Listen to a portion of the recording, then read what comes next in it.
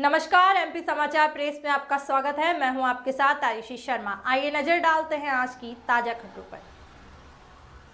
इंदौर की हरियाली में नंबर 1 बनाने के लिए 51 लाख पौधे लगाने के अभियान में अखिल भारतीय भलाई समाज व संत रामपाल महाराज सत्संग समिति के तत्वाधान में अपनी भागीदारी दर्ज कराई। इसके लिए भलाई समाज ने एक पेड़ मां के नाम लगाने के लिए समाज बंधुओं को प्रेरित किया। अखिल भारतीय भलाई समाज की मेजबानी में आयोजित वृक्षारोपण अभियान के तहत 25,000 पौधों का रोपण किया।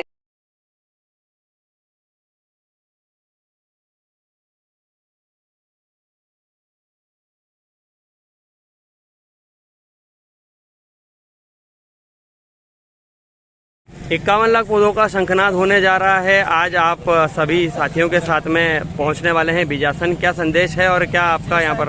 पूरे देश को, पूरे शहर को, प्रदेश को मालूम है जी, एक पेड़ माँ के नाम प्रकृति के प्रति जो जन जागरण आदरणीय मोदी जी एवं एक संकल्प हमारे इंदौर शहर की आन बान शान और मध्य प्रदेश के ऊर्जावान नेतृत्व आदरणीय भाई साहब श्री कैलाश जी विजयवर्गीय का एक संकल्प है 51 लाख पौधों का वृक्षारोपण करना, जिसका श्री गणेश आज से होने जा रहा है। उसी तारतम्य में इसी श्रृंखला में आज संत रामपाल बाबा के समस्त अनुयायी सैकड़ों और हजारों की संख्या में हमारे गोकुल चौराहे पर एकत्रित हुए हैं और यहाँ से हजारों की संख्या में ये सब एकत्रित होकर बिजासन टेकरी पर जाएंगे और बिजासन टेकरी के पास में बीएसएफ परिसर है, वहाँ पर पौधारोपण करेंगे। लगभग 10,000 से अधिक संख्या में ये अनुयायी यहाँ पर उपस्थित हुए हैं और ये सभी अनुयायी प्रकृति प्रेमी है, प्रकृति के पूजक है।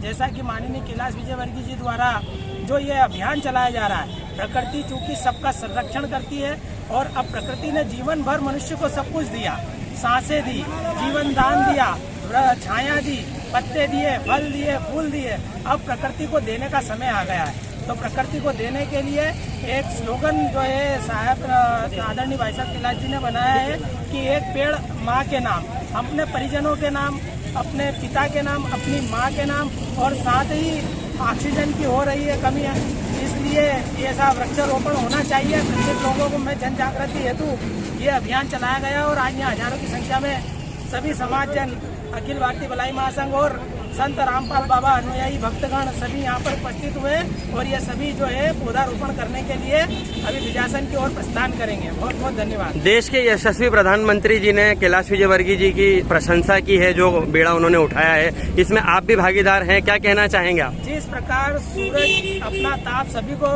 समानता से प्रदान करता है, गर्मी समानता से प्रदान करता है, ऊर्जा समानता से प्रदान करता है, उसी प्रकार प्रकृति अपना यश, वैभव और उसकी कीर्ति और अपना जो भी सौंदर्य है वो सभी मनुष्यों को, सभी जीव जंतुओं को समानता से प्रदान करती है।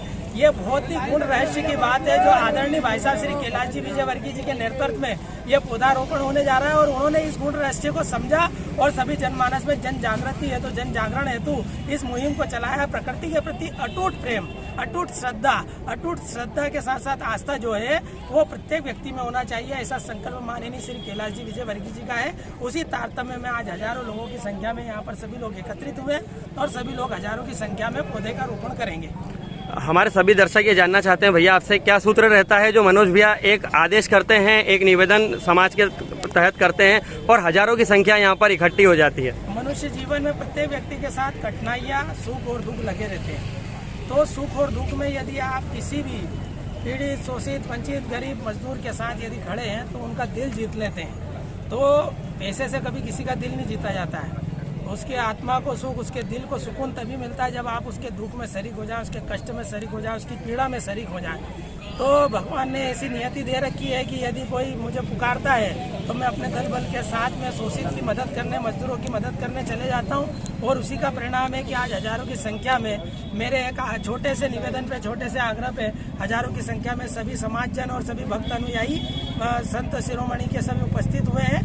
तो आज ये सब उसी का परिणाम है कि अपनी नियत और नेकी दोनों साथ होना चाहिए, नियत भी साफ होना चाहिए, मन पवित्र होना चाहिए, भाव पवित्र होना चाहिए, उसी के साथ काम करते रहना चाहिए। भागवत में जैसा कहा कर्मण्येवाधिकारस्ते, श्रीमद् भागवत का श्लोक है कर्मण्येवाधिकारस्ते माँ फलेषु कदाचन माँ कर्म फल हेतुर्भुर्माते संगो सत्व कर्मणि। तो जो जैसा करेगा वो वैसा भरेगा, तो नियत साफ होना चाहिए। तो इसलिए सभी लोग एकत्रित हो जाते हैं हमारे छोटे से आग्रह पे, ये उसी का परिणाम है। बहुत बहुत धन्यवाद। धन्यवाद आपको भी मनोज।